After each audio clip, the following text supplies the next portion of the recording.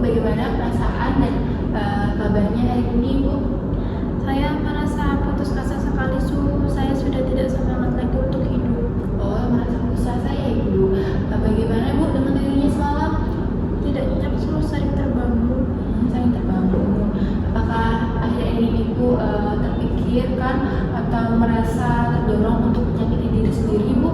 Ya, Su. Sering ada pikiran kayak lebih baik kamu mati aja. Oh, seperti itu ya. Apa yang Ibu lakukan saat ada dorongan atau pikiran tersebut?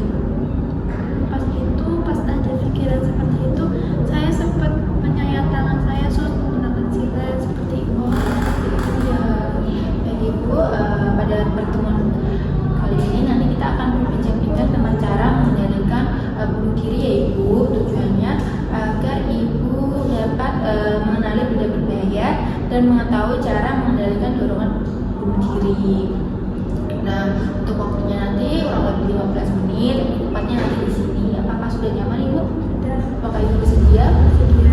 Baik, Bu, hari ini kita akan membahas cara membantu Ibu mengenali dan mengendalikan pikiran negatif yang dapat membahayakan diri Ibu.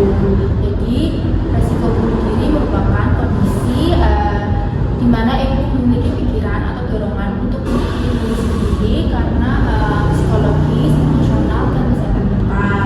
Nah, pendampingan Ibu mengenai resiko bunuh diri ini untuk memahami kondisi yang dialami Ibu dan mencegah terjadinya tindakan menyakiti diri sendiri ya, Ibu, dan membantu Ibu meningkatkan kemampuan mengelola stres Ibu. Nah, sebelum saya mulai ini nanti saya akan memastikan lingkungan Ibu aman ya. Ibu nanti tidak boleh mendekati benda-benda yang berbahaya ya, Ibu. Nah, jika ada benda-benda yang berbahaya, Ibu segera menjauhi. Nah, bagaimana kalau saya ajarkan terlebih dahulu untuk mengusir suara-suara itu, Ibu?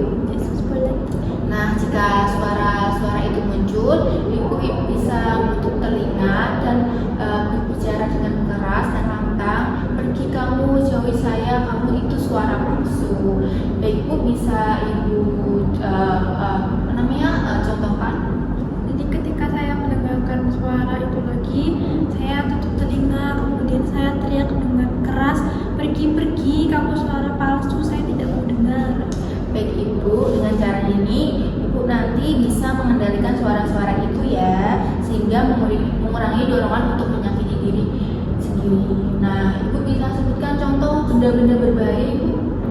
Ada silet, pisau, cutter, gunting, juga pecahan kaca.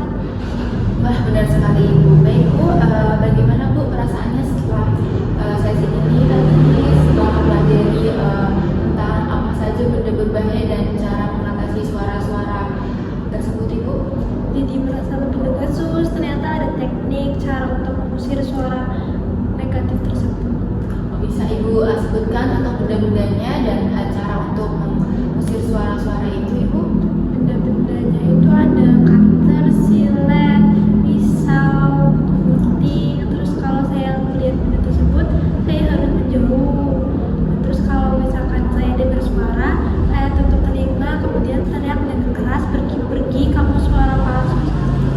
Wah, benar sekali, Ibu. Nah, sebelum kita bertemu nih, Ibu bisa menjauhi benda berbahaya ya.